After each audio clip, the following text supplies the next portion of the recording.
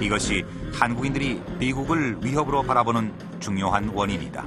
South Korean point of view are unwilling to jeopardize the well-being of South Korean citizens. And so you have a slightly different view of what the threat of North Korea is. And I think that's only natural. The United States, for its part, there are many within the United States that simply don't understand the perspective from South Korea. 최근 한미 양국은 정상회담 등을 통해 보다 가까워진 듯한 모습을 보여줬다. 그러나 근본적인 인식 차는 좁혀지지 않았다는 평가다. That there is not at this point any evidence that President Bush and President No see the North Korea problem the same way. Yet it's very important to President Bush that he pretend to see that the alliance has held together, that he make it appear that North Korea, that South Korea and Japan and the United States and China are all on the same page, because he needs to present a unified front. It's very difficult to do when clearly the South Korean policy and the American policy are at some divergence.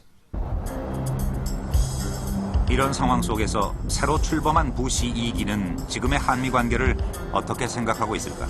People in Washington who are very concerned about the Roh Moo-hyun government or South Korea generally, whether we are seeing things eye to eye, whether it is truly an alliance where South Korea will back the United States. We do have a very severe shared problem, and we do have some differences of opinion about how to deal with this problem. Now, 한미 관계에서 다소간 의견 차가 있는 가운데 한국은 중국과 밀착되고 있다. 특히 경제 교류가 활발하다.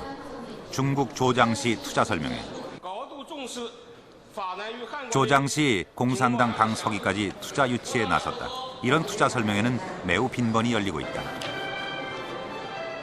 이날 하루에만 약 30건의 투자 계약이 체결됐다. 중국은 한국의 기업들이 가장 주목하는 시장이다. 시장성은 지금 우리가 약 3천만 원을 들여서 이제 중국 마케팅 서베이를 했거든요. 그래 보니까 현재까지는 매년 30%씩 그 시장이 증가되고 있어요. 그리고 향후 5년에서 8년까지 현재 양의 2.5배 내지 3배로 수요가 창출될 것 같아요. 엄청난 양이에요. 지난해 한국이 중국에 투자한 것만 2,000건, 하루 평균 6건의 투자가 이루어진 셈이다. 교역량도 급격히 늘어나 지난해 중국은 미국을 제치고 한국의 최대 교역국으로 부상했다. 작년에 이제 중국이 우리나라의 최대 교역국으로 등장을 했는데요. 한 통계에 의하면은 2006년 정도에는 그 교육 규모가 1,000억 달러에 이르고 2011년 정도면 한 2,000억 달러에 이른 거라고 그런 전망이 있을 정도로 앞으로 그 한중 간의 교육 규모는 계속 증가할 것으로 보입니다. 两国的这个经济的一体化进程呢，会超出人们所预期的。也就是说，在10多年前，有一个中国学者或者说一个韩国学者说预期到这种情况，人家一定说你是吹牛。但是今天呢，它已经变成了一个事实。 수교 12년 만에 한국과 중국은 예상을 뛰어넘는 경제 교류를 이뤄냈다. 인적 교류도 예외가 아니다. 베이징의 15중학교. 남현지 양은 3년 전 이곳으로 혼자 유학을 왔다.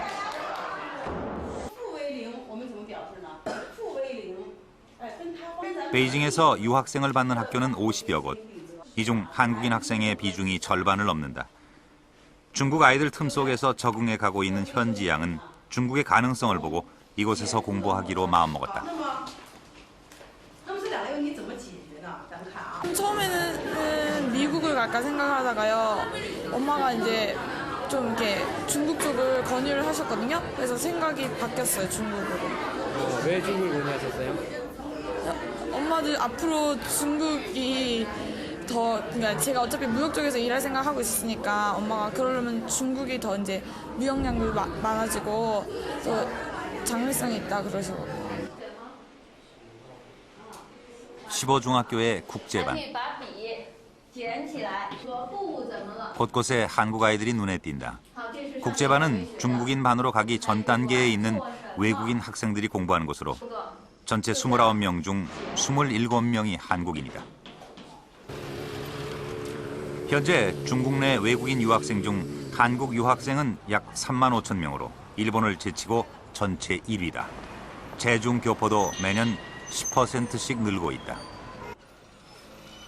중국의 젊은이들은 한국을 어떻게 생각할까? 베이징대 학생들을 조사한 결과 응답자의 40%가 한국보다는 북한을 더 가깝게 느끼고 있다. 그러나 호감도 면에선 한국에 대한 호감도가 북한에 비해 압도적으로 높았다. 또 10년 후 한국에 가장 많은 영향력을 행사할 나라로 중국을 꼽는 등 한국과 중국을 매우 깊이 연관짓고 있다. 所以我觉得这些数字和事实都证明，事实上中国今天的朝鲜半岛的政策是在围绕着韩国来展开的。 이미 중국 경제는 한국에 커다란 영향력을 미치고 있다.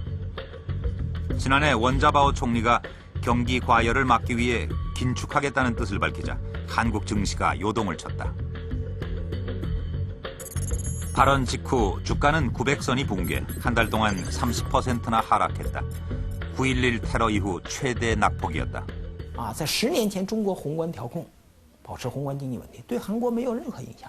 但是今天我们就不同了，我们稍微说中国进行宏观调控，中国政府行宏观调控，那马上韩国的市场就发生波动，特别是股市市场发生很大的波动。这也说明，这个我们都是叫做一荣俱荣，一损呢俱损。 반세기 이상 동맹 관계로 맺어져 온 미국과 최근 경제적으로 급속히 가까워지고 있는 중국.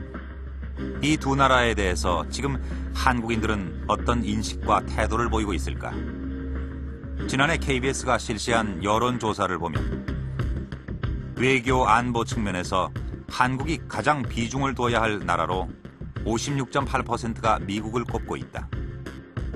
한편 경제 통상 측면에서 중국이 최우선이라고 답한 사람이 더 많았다. 결국 양쪽 다 중요하다는 의미다.